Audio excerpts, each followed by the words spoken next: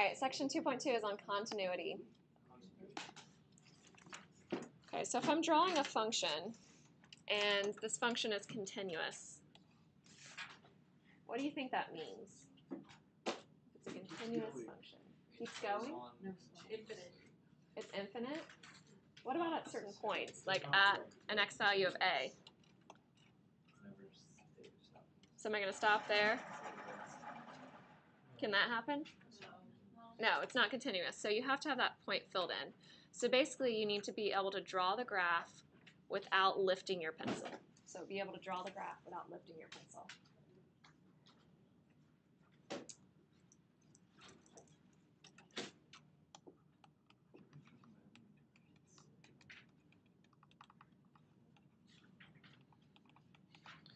Okay, so our definition of continuous is a function f is continuous at a number a if the limit as x approaches a of our function is f of a.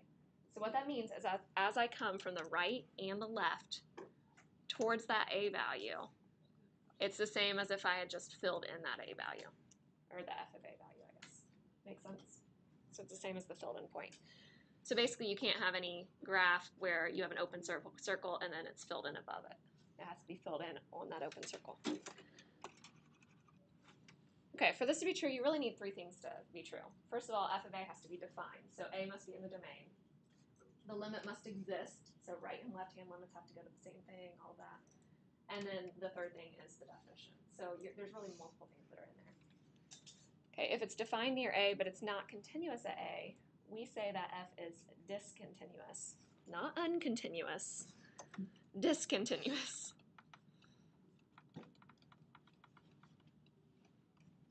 At x equals a. Oops.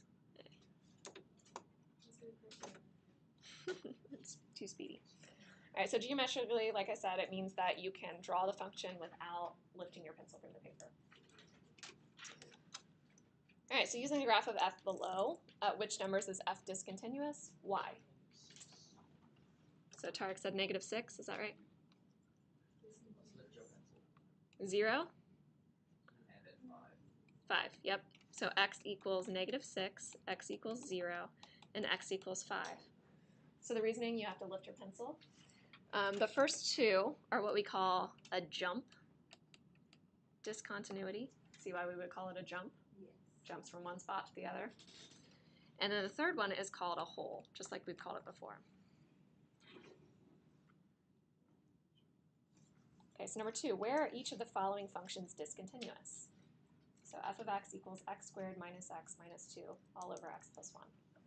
Okay, let's try to factor. When I factor, I get x plus 1 times x minus 2 all over x plus 1.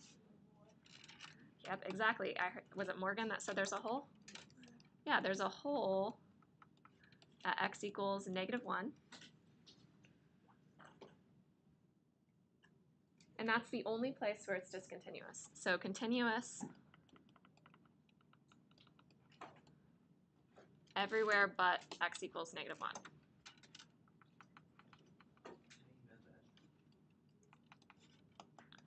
It's kind of talking about the domain, so what's not in its domain. And you could graph it. If you graph this function, all you're graphing is x minus 2, so y equals x minus 2, so that's down 2. You go up 1, right 1, up 1, right 1. So it's that line. But at -1, you would have a hole. So at x equals -1, you'd have a hole right there. So that's what that graph looks like. So you can always graph the simplified version and then put the hole in. Okay, letter B. So f of x equals 1 over x squared if x is not equal to 0, and it's 2 if x equals 0. So we've talked about 1 over x squared several times already. Do you guys know what that graph looks like now? The 2 letters. Good. I like Tarek's little space blast off, I guess. All right, so that's 1 over x squared. That's what it's equal to if x is not equal to 0. Obviously, at 0, there's an issue. So they're going to infinity. All right, so at 0, we define it to be 2. You would have to lift your pencil at 0. So it's continuous everywhere but at x equals 0.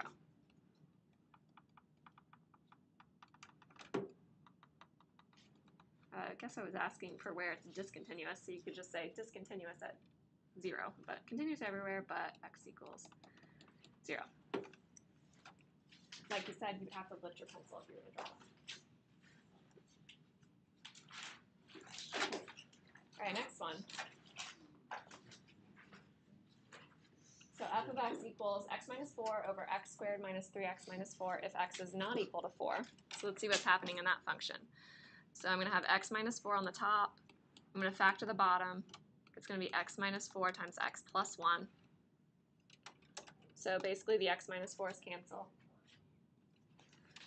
So you get 1 over x plus 1.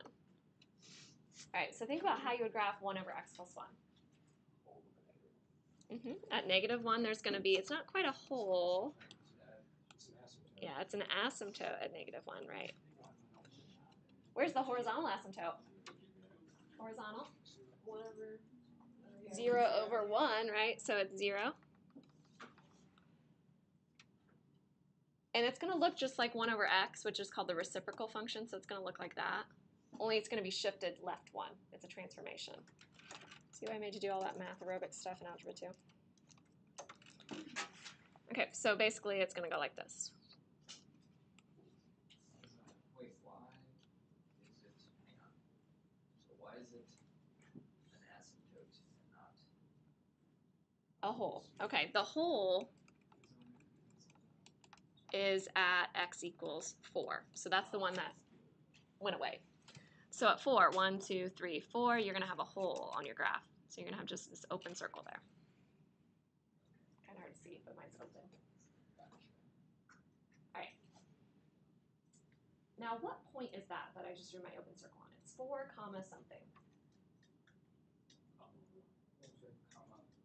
Yeah, point 2. Point 2? Yes. At 1/5? Yeah. Yeah. How'd you guys get 1/5? Well, first of all, it's written right there. You use spelling. Also, It's a you memorized plug class, in though. 4. You plug in 4 into your new function. So now that we've simplified this function, plug in 4. I'm writing an L and it's not. There we go. Plug in 4 here. When you plug in 4 there, you get 1 over 5, 1/5. So that means on this piecewise function, it defined a second part. It said, well, if x is equal to 4, it's just going to be equal to 1/5. So what does that mean about our graph now? Yeah, you just filled in that hole. So now it's continuous.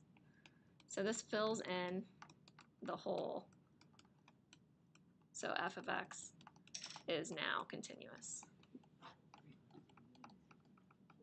Okay, that's going to be what we call a continuous extension. So it's going to be when you define a point to fill in something that was previously a hole. How is it continuous though? There's a Oh, great. So it's now continuous at x equals 4. So was that Tarek that's saying that? Man, this got me in the first class too. I was just going on saying it's continuous. So it's discontinuous at x equals -1 still, right? And that's what we call an infinite discontinuity, because it's going to go, as you go from the right towards -1, you go to positive infinity. As you use your left hand and go towards -1, you go to negative infinity, right? All right, so it's continuous everywhere but -1. All right, greatest integer function. Do you guys remember what that looks like?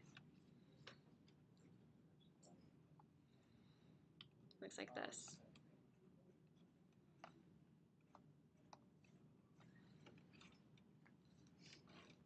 Okay, where are you making those jumps? Every integer, right. So it's continuous except at the integers. So discontinuous at every integer. Okay, so we talked about the 3 different types of discontinuities. So the first one is removable. If you guys call that a hole, that's fine. So removable is a hole. Basically, it can be your hole can be removed as a discontinuous point by filling it in. So making this continuous extension it's talking about. All right, a jump discontinuity is where you go from one y value and you jump up to another y value. An infinite discontinuity is where you go to positive or negative infinity. Okay, just like with right and left-hand limits, you can talk about continuous from the right or continuous from the left. So function f is continuous from the right if the limit as x goes to a from the right of f of x equals plugging in a, f of a. And it's continuous from the left if the limit as x goes to a from the left of f of x equals f of a. It's weird when you see that, so let's think about that greatest integer function. Is the greatest integer function continuous from the right or continuous from the left? Okay, how many of you guys think it's continuous from the right? How many of you think it's continuous from the left? Well, only 2 and 2 of you voted, so 2 of you are correct. Jimmy and Nikki are correct. So they said it's continuous from the right. From the right to the left. You go from the right to the left. Yeah. And that's what you guys got confused on your right-hand limits before. Remember, take your right hand. So take your right hand, and you're going to move towards that point. So as I go towards that point, is that point filled in? Yes. So it's continuous from the right. But if I move from the left and I go towards a point, that one's open. So it's not continuous from the left. You're from the right 2 times. No, I didn't. See from the right, and the next one say from the right. Oh, from the left. This one's from the left. It's not filled in. I know, it's confusing because you're going to the right, but it's from the left. It's weird. Wait, what? Hold on, 1 second. Okay. So why is that going to the right? Okay, let me explain again because Yeah, I guess I said right and left twice. Is that what you're telling me? Yeah, I'm just confused now. Okay. Okay, take your right hand. Whenever you're doing right hand limits, take your right hand. Go towards the point you're trying to find. So let's try and say I'm trying to find it at 0. So as I go towards 0 from the right, see how it's moving left, but it's coming from the right. That's what we say, from the right. That point is filled in, so it's continuous from the right. Okay. But if I go from the left, so take your left hand and move towards whatever point you're trying to find. So let's say we're trying to find it 2. If I'm moving from the left and getting closer to 2, that one's open. So it's not continuous from the left. All right, so it's continuous from the right. All right, so number 1, how should f of x equals x squared plus 4x minus 21 be defined, or over x minus 3 be defined to remove the discontinuity at x equals 3? So let's try to factor.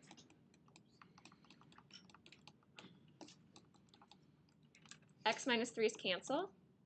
So that means f of x is really going to look like x plus 7. There's just going to be a hole at x equals 3. So you can go through all the trouble of drawing this, which I don't really recommend. 3, 4, 5, 6, 7. So my y-intercept 7, I'm going to go up 1, right 1, up 1, right 1, up 1, right 1. At 3, I have a hole. What should that point be? 3, 10, right? So it should be 3, 10. The easiest way to do that is to not draw it, but think about what happens when you plug in 3. If you plug in 3 here, you get an output of 10. So that point has to be 10. The y value has to be 10. All right, so that means that's the continuous extension. So the continuous extension is to write it as a piecewise function. So you have the whole thing you had before. And that's if x is not equal to 3. But then saying, well, your y value is equal to 10 if x is equal to 3. So that's called the continuous extension. Does that make sense? Do you see why we write it like that?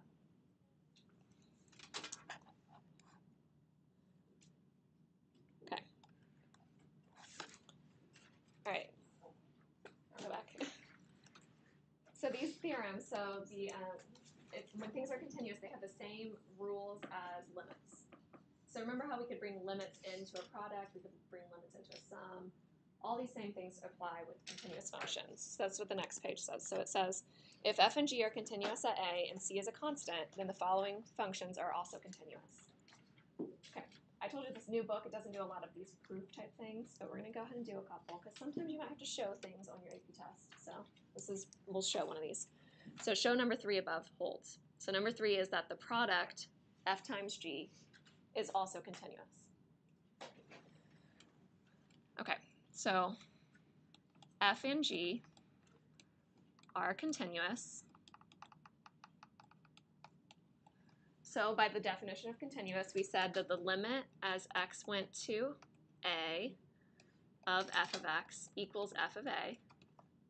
That was the rule. That was what it means for something to be continuous, right? And the limit as x goes to a of g of x is equal to g of a. So both of those things have to be true.